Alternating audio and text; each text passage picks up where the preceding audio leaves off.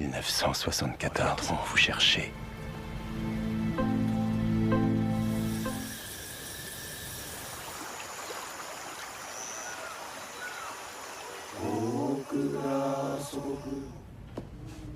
Ne le laisse pas à l'ennemi. Serre-t'en pour en finir.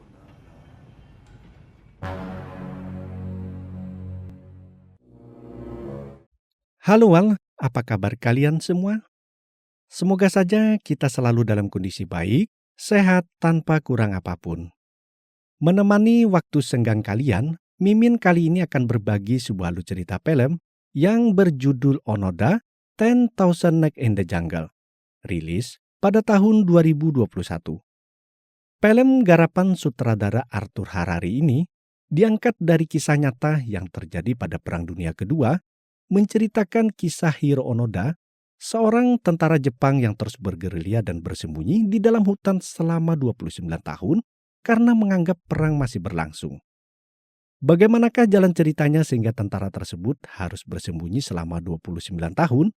Yuk tanpa berlama-lama lagi, biar kalian tidak penasaran, langsung saja seruput kopinya dan nyalakan rokoknya. Ini dia alur cerita film Onoda. Film dibuka berlatar pada tahun 1974.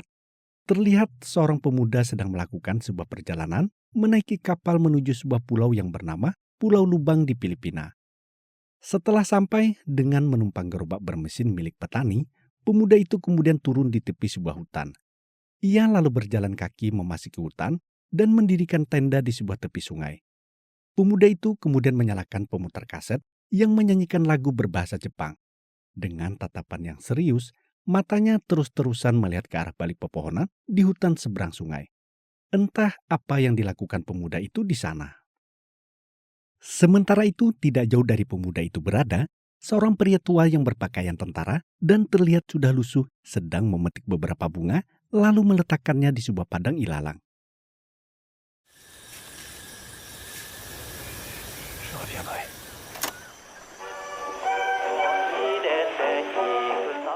Tentara itu kemudian memasuki hutan lagi dan berhenti di sebuah tepi sungai saat mendengar suara lagu berbahasa Jepang.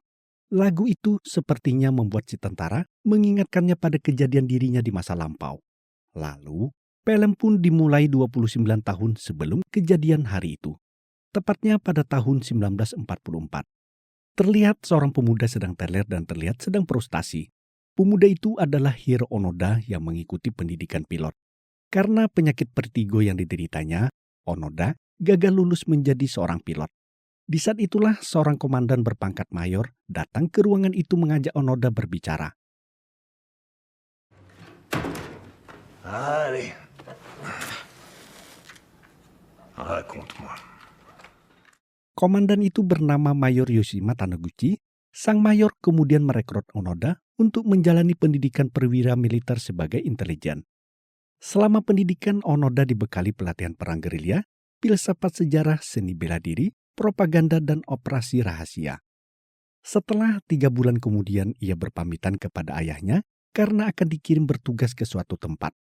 Sang ayah memberikan sebuah pisau belati kepadanya dan berpesan agar menggunakan pisau itu untuk bunuh diri jika suatu saat nanti tertangkap oleh pihak musuh. Très bon terme avec l'état-major. Il peut. N'oublie pas que ton corps, c'est la patrie. Tu es fait prisonnier. Serre-t'en pour Sa Majesté l'Empereur. Dis-le-moi. Scene berpindah ke Pulau Lubang di Filipina. Onoda yang baru tiba di sana disambut oleh komandan pulau itu yang bernama Kapten Hayakawa. Onoda diperintahkan oleh atasannya untuk mengambil alih kepemimpinan di sana dan melakukan perlawanan kepada tentara sekutu, menghancurkan bandara serta pelabuhan yang ada di Pulau Lubang. Walau Onoda membawa surat perintah resmi dari atasannya, Kapten Hayakawa dan Letnan Soeheru yang berasal dari kapal kamikaze menolak mengikuti perintahnya. Cela au plus vite, ainsi que les installations Monsieur, je vous remercie. Je n'en ai pas encore fini. Nous ne pourrons pas suivre vos recommandations. Et c'est dans cette perspective que j'ai des ordres officiels, messieurs. Keesokan harinya, tanpa seizin Kapten Hayakawa, Onoda memerintahkan prajurit di sana untuk menyimpan persediaan logistik dan amunisi ke dalam gua yang terletak di hutan. Hal ini membuat Kapten Hayakawa marah kepadanya saat ia kembali ke markas. Namun saat itu Kapten Hayakawa jatuh sakit karena penyakit kencing batu. Ketika serangan besar-besaran tentara Amerika di pulau itu terjadi, Kapten Hayakawa tewas terkena ledakan bom. Serangan itu juga mengakibatkan banyak tentara Jepang yang tewas dan markas mereka hancur lebur terbakar. Letnan Onoda kemudian memimpin prajurit yang tersisa untuk melakukan perang gerilya memasuki hutan dan pegunungan. Onoda kemudian bertemu Letnan Soheru di tempat persembunyiannya bersama prajurit kapal kamikaze yang tersisa. Namun sebagian besar prajurit Letnan Soheru dalam kondisi sakit karena terkena tipus. Letnan Soheru bersama prajuritnya yang masih sehat kemudian bergabung dengan Onoda. Sedangkan prajurit Letnan Soheru yang tersisa memutuskan akan melakukan bom bunuh diri. Lieutenant Soheru? Ils ont été décimés à Tilik. Il ne reste que les malades ici. Ça doit être le typhus. Laissez-nous nous tuer ici. On attendra que l'ennemi soit à proximité. Ketika mereka semua berada di tempat penyimpanan amunisi dan logistik, Letnan Soheru mengusulkan kepada Onoda agar membagi mereka semua menjadi 2 pasukan untuk menghindari kematian mereka lebih banyak. Atas saran dari prajurit Oshima Kojoka, Onoda kemudian memilih 6 orang prajurit yang ikut dengannya. Mereka adalah Shimada, Akatsu, dan prajurit yang dikenal dengan sebutan 3 serangkai mito, yaitu Oshima, Sakamoto, dan Sato. Kemudian Letnan Soheru membawa sisa pasukan lainnya bersama setengah logistik persediaan mereka. Onoda lalu memberikan semangat kepada para prajurit yang ia pilih. Ia mengatakan mereka yang berdiri di sana adalah para pria tentara Jepang sejati yang tahan lapar. Onoda juga memberikan arahan kepada prajurit yang ia pimpin agar melakukan perlawanan penuh kepada tentara Amerika dengan cara bergerilya. Untuk menjaga semangat mereka, Onoda meminta kepada mereka agar selalu menyanyikan lagu kebangsaan Jepang.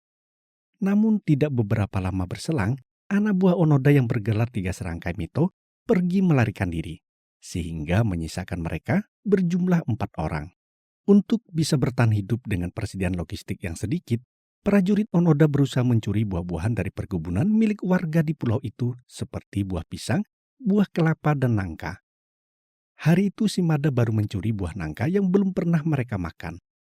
Akatsu yang sudah lapar berniat langsung akan memakannya setelah dipotong. Shimada langsung mencegahnya dan memberitahukan cara memakan buah nangka yang benar, yaitu memakan isinya bukan bersama daging buah nangka yang mengandung getah beracun. C'est quand même bon. Non! Attention! Faut pas manger cette partie blanche. Suatu hari, Onoda bersama 3 orang prajuritnya sedang bergerilya. Mereka menemukan 3 serangkai mito tewas keracunan getah nangka di perkebunan warga. Ketika mereka sampai di salah satu markas tentara Jepang, mereka mendapati markas itu sudah menjadi puing bekas terbakar. Dari kejauhan, Onoda melihat sebuah kapal perang Amerika yang bergerak meninggalkan pulau. Ketika Onoda bersama prajuritnya memeriksa puing bangunan markas Jepang yang terbakar, anak buahnya mendapati 2 orang warga yang berada di sana. Kedua warga yang ketakutan itu mengatakan kalau mereka bukanlah tentara Amerika dan tentara Amerika sudah pergi karena perang sudah berakhir. Namun tiba-tiba mereka semua dikejutkan oleh suara tembakan dari arah berlawanan, sehingga saling tembak pun terjadi. Pasukan Onoda akhirnya berhasil melumpuhkan para penyerang yang berasal dari tentara Donko, dan jari kelingking Onoda terkena serempatan peluru.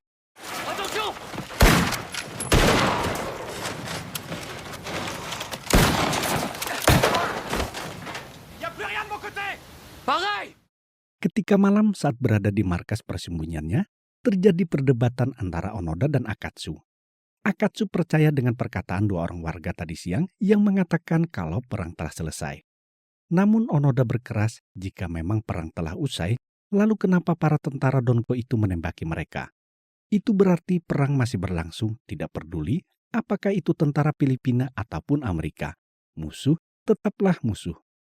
Onoda kemudian menceritakan kepada mereka kalau ia adalah seorang tentara khusus yang mendapatkan pendidikan secara rahasia. Pas un soldat de l'armée régulière. On m'a envoyé ici en mission. Lalu cerita pun berjalan mundur saat Onoda menjalani pendidikan rahasia. Hari itu saat menjalani pendidikan intelijen, Onoda diajarkan tentang perang rahasia, di mana mereka dituntut untuk bisa bertahan hidup, berpikir dan memutuskan sendiri. Dalam perang rahasia itu hanya mereka sendiri yang melawannya. Rahasia untuk menghadapi perang rahasia itu sendiri, seorang intelijen tidak berhak mati atau bunuh diri. Mereka harus selalu mencari solusi jalan lain dan mengambil sebuah keputusan sendiri dimanapun ia berada. Onoda juga menceritakan saat menjalani pendidikan intelijen, ia diajarkan untuk tidak bersenang-senang agar tidak lengah. Karena itulah Onoda sejak saat itu berhenti minum minuman keras. Mereka juga harus menanamkan kecintaan mereka kepada negara dengan selalu menempatkan lagu dari Sado yang bersatu dengan jiwa mereka. Karena itulah lagu tersebut sangat penting untuk selalu dinyanyikan. Di akhir masa pendidikan Onoda diajarkan untuk siap menerima kebohongan, pengkhianatan, dan hinaan. Semua negara akan menganggap para intelijen sebagai keburukan. Dan pertempuran rahasia yang mereka lakukan, tidak ada yang boleh mengetahuinya. Mereka harus bertempur tanpa mengharap imbalan apapun. Satu-satunya yang akan mereka dapatkan dari perang rahasia itu adalah integritas. Kemuliaan tanpa kemuliaan. Oleh karena itu mereka dilarang bunuh diri. Mereka diwajibkan untuk menunggu dijemput oleh atasannya, entah itu 1 tahun, 2 tahun, ataupun 5 tahun. Mereka harus bisa bertahan dengan segala cara walaupun harus memakan kelapa, akar-akaran, ataupun jika terpaksa harus memakan kotoran. Setelah itu Onoda dikirim ke Pulau Lubang dengan misi pertamanya menghancurkan infrastruktur di sana, memusnahkan musuh, mencegah pendaratan mereka, dan mempertahankan pulau itu. Plus de simples soldats lambda. Il verra probablement de l'infamie. N'attendez ni gratitude ni récompense. De la guerre secrète. L'intégrité. Il vous est formellement interdit de vous donner la mort. Mais quoi qu'il arrive, nous reviendrons pour vous. Shin kembali ke gua di Pulau Lubang. Onoda mengatakan alasan itulah kenapa ia datang ke pulau itu dengan persediaan amunisi yang banyak. Onoda kemudian mengajak 3 prajuritnya untuk menjalankan misinya. Namun ia mengembalikan keputusan itu kepada mereka apakah mengikuti atau tidak. Ketiga prajuritnya pun menyatakan kesediaannya untuk mengikuti misi Onoda setelah mendengar cerita yang membangkitkan rasa nasionalisme mereka. Keesokan harinya mereka pun memulai tugas pertama mereka dengan mengunjungi setiap sudut tempat yang ada di pulau itu. Mereka memberi nama setiap gunung, lembah, dataran, ataupun pantai pada peta yang mereka miliki. Lalu menyusun strategi untuk mengirimkan pesan kepada Donko dan penduduk di pulau itu kalau merekalah penguasa tanah di sana. Donko adalah sebutan pemerintah Pulau Lubang. Mereka menjalankan teror kepada para petani dengan membakar sawah dan mengambil beras mereka. Shin berpindah pada tahun 1946. Di tahun kedua mereka bergerilya, pasukan Onoda sekarang tidur berpindah-pindah di alam terbuka untuk menghindari kejaran warga maupun tentara Donko. Malam itu saat yang lain tertidur, Shimada terbangun saat ia mendengar Akatsu menangis karena digigit semut hutan. Shimada kemudian mencoba menenangkan Akatsu. Namun Akatsu yang terlihat mulai frustasi mengatakan sebenarnya mereka saat ini melawan siapa. Karena selama 2 tahun ini mereka tidak bertemu musuh mereka yaitu tentara Amerika. Pada keesokan paginya Akatsu tiba-tiba menghilang pergi meninggalkan mereka tanpa membawa senapannya. Onoda yang khawatir dengan keselamatan Akatsu kemudian pergi mencarinya. Onoda menyuruh Ushima dan Shimada menunggu di tempat mereka bermalam. Tidak lama setelah Onoda pergi, hujan lebat turun di tempat itu. Oshima dan Shimada kemudian mendirikan gubuk yang berdinding dan beratapkan daun kelapa. Sementara itu, Onoda yang menyusul Akatsu berhasil menemukannya dalam kondisi sakit. Onoda kemudian membawanya kembali. Saat Akatsu terbangun dari pingsannya, ia sudah berada di dalam gubuk. Hari itu bertepatan dengan hari ulang tahun Akatsu yang ke-20. Akatsu meminta maaf dan berterima kasih kepada Onoda karena telah menyelamatkan nyawanya. Onoda hanya berpesan kepada Akatsu agar tidak meragukan mereka lagi karena mereka sekarang sudah seperti keluarga. Sudah sepantasnya lah untuk saling percaya dan saling menjaga. Lalu Shin berpindah pada tahun 1949. Di tahun kelima mereka bergerilya, pakaian seragam militer mereka terlihat mulai lusuh dan terdapat banyak tambalan. Hari itu mereka akan memindahkan gubuk peristirahatan ke dekat perkampungan. Saat mereka berjalan terjadi perdebatan antara Ushima dan Shimada yang membahas menu makan daging yang sudah lama mereka tidak makan. Perdebatan itu akhirnya berujung pada perkelahian. Onoda dan Akatsu hanya membiarkan mereka saling pukul.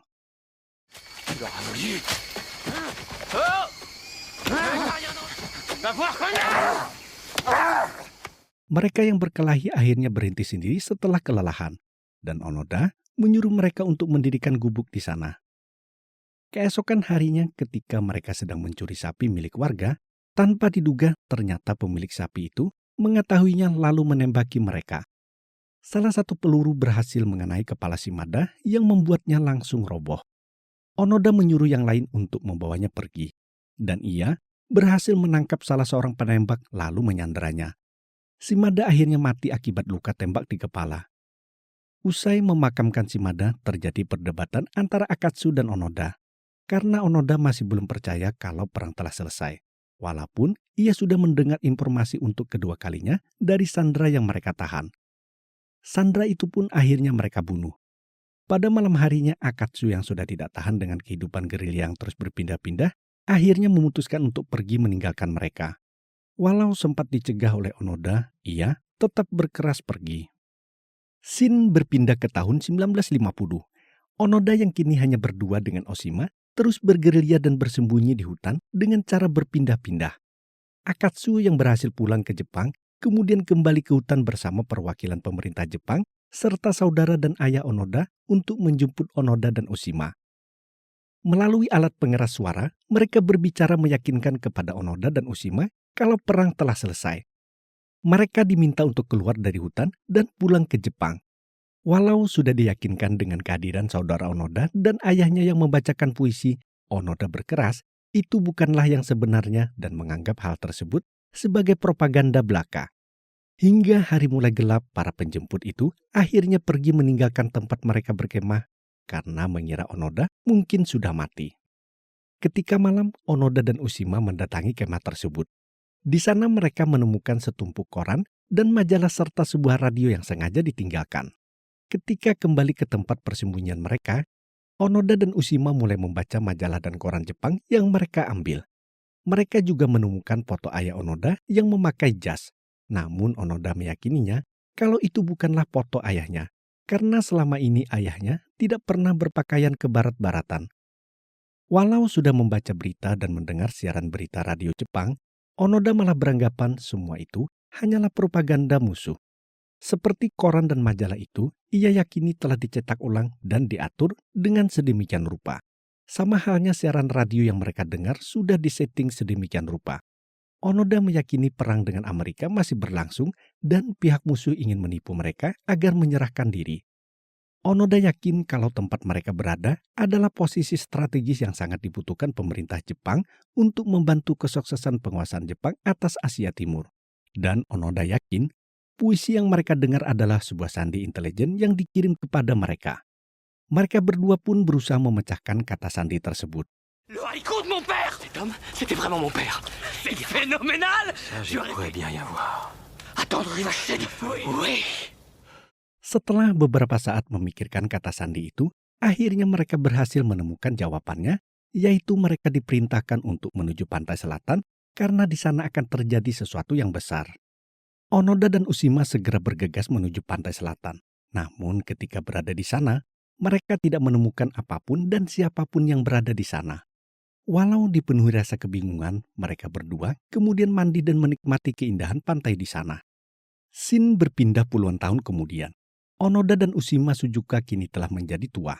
Rambut dan jenggot mereka sudah mulai putih. Setiap malam, mereka memiliki rutinitas sehari-hari mendengarkan siaran berita radio Jepang. Namun mereka masih menganggapnya sebagai media propaganda musuh. Jika baterai radio mereka habis, Onoda dan Oshima akan bergerilya mencuri baterai di rumah warga.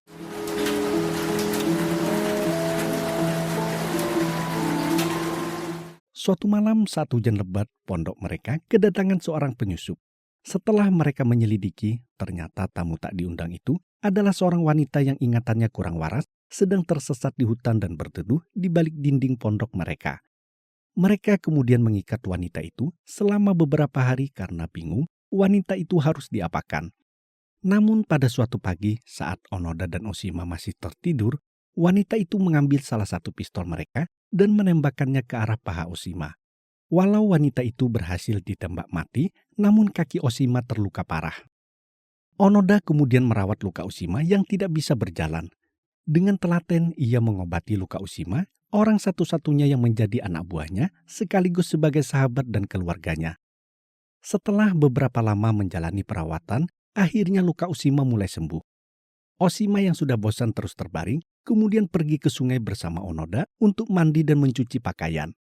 Saat itulah Oshima tanpa sengaja menghilangkan pistolnya. Ia menduga pistol itu hanyut bersama sarungnya. Hal ini membuat Onoda sangat marah dengan keteledoran Oshima. Namun tidak lama kemudian pistol itu berhasil kembali ditemukan. Onoda pun sangat senang melihatnya. Ia kemudian meminta maaf dan memeluk Oshima karena sudah memarahinya. Saat itulah tiba-tiba sebuah peluru senapan berburu menembus dada Oshima. Oshima lalu ditarik paksa oleh para penembak. Para penembak itu berasal dari penduduk yang memburu mereka karena keduanya sering menteror warga.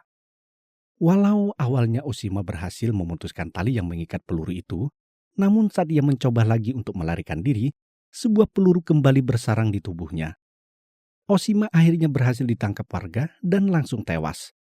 Onoda yang menyadari kekuatan yang tidak sebanding, kemudian melarikan diri bersembunyi ke dalam hutan. Kematian Oshima membuat Onoda sangat kehilangan.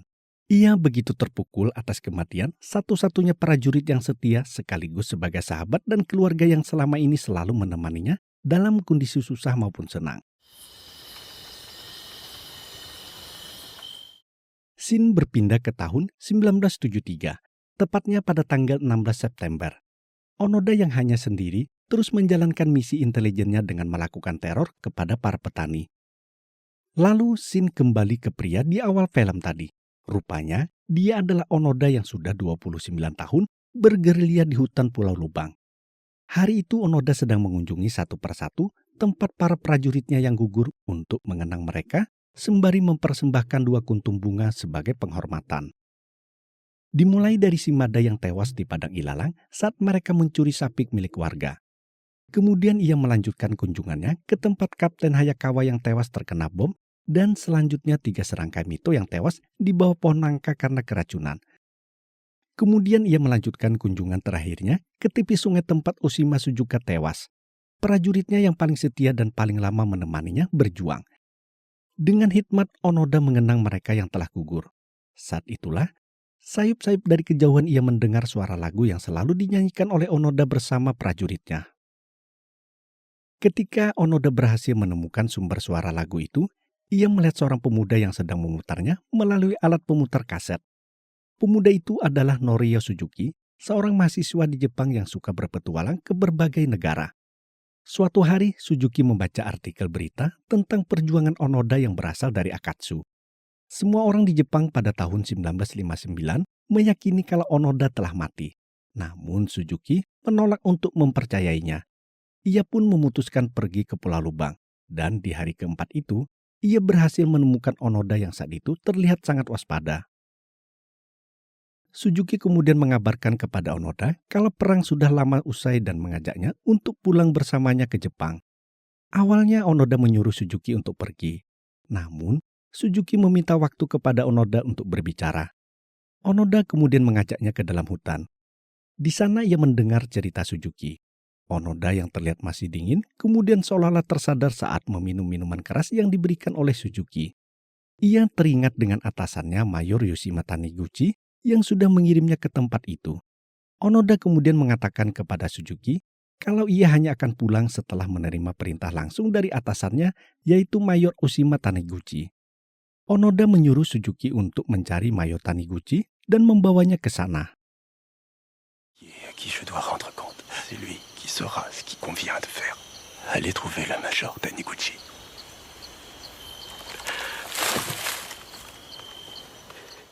Keesokan harinya setelah mencatat kisah Onoda dan mendapatkan fotonya bersama Letnan Onoda, Suzuki kembali ke Jepang dan berjanji kepada Onoda untuk kembali 2 minggu yang akan datang bersama Mayor Taniguchi. Sesampainya di Jepang, Suzuki berhasil menemukan keberadaan Mayor Taniguchi yang sudah pensiun di sebuah toko buku. Awalnya Mayor Taniguchi sudah lupa dengan Onoda karena ia sudah lama pensiun dari militer. Ia menyuruh Suzuki untuk melaporkan kejadian itu kepada pasukan bela diri Jepang karena ia sudah tidak memiliki kewenangan lagi dengan dunia militer. Namun Mayor Taniguchi akhirnya bisa mengingatnya dan bersedia pergi ke Filipina untuk menjemput Onoda setelah melihat foto Onoda pada sebuah artikel lama yang mengulas berita tentang Onoda. Scene berpindah 2 minggu kemudian di Pulau Lubang, Filipina. Letnan Onoda dengan seragam lengkapnya mendatangi tempat Suzuki dan Mayor Taniguchi yang sedang berkemah menunggunya. Mayor Taniguchi kemudian membacakan surat perintah pembebasan Letnan Onoda. Ordre prioritaire 19 septembre 1941. Conformément, doivent cesser sur le champ. La seule autorité devront se rendre aux forces américaines. Setelah itu Suzuki memutar ulang suara rekaman deklarasi bersama Kekaisaran Jepang semasa Perang Dunia Kedua berakhir. Terlihat Mayor Taniguchi tak kuasa menantangi seharunya melihat mantan anak buahnya yang begitu memiliki integritas tinggi. Setelah menanti hampir 30 tahun, Onoda akhirnya menyerah dan pulang ke Jepang setelah melewati 29 tahun bersembunyi di dalam hutan. Waktu yang panjang buat seorang Onoda yang memegang teguh integritasnya dalam mengabdi kepada negara. Sepenggal kata yang selalu dipegang oleh Onoda dari Mayor Taniguchi, mungkin butuh 3 tahun, mungkin butuh 5 tahun, tapi apapun yang terjadi, kami akan kembali untukmu. Dan film pun berakhir. Oke, itu tadi sebuah alur cerita film yang diangkat dari kisah nyata Letnan Onoda. Satu pelajaran yang bisa kita ambil, apapun profesi kita bekerja, agar selalu memegang teguh integritas kita. Orang lain akan menilai seberapa berharga dirimu dari integritas yang kita miliki. Seperti yang Onoda lakukan, 29 tahun tanpa kepastian, ia selalu memegangnya dengan teguh. Karena integritaslah Onoda dikagumi oleh semua orang di Jepang. Pada tahun 1974, Presiden Filipina mengampuni kejahatan yang dilakukan oleh Onoda saat ia meyakini perang masih berlangsung. Saat ditanya apa yang ada dalam pikiran Onoda selama 29 tahun berada di hutan, Onoda hanya menjawab, tidak lain adalah menyelesaikan tugas saya. Oke, semoga saja cara Mimin dalam bercerita bisa dipahami dan dimengerti, serta bisa membuat kalian semua terhibur. Berjumpa lagi dengan video alur cerita Mimin selanjutnya. Sampai jumpa.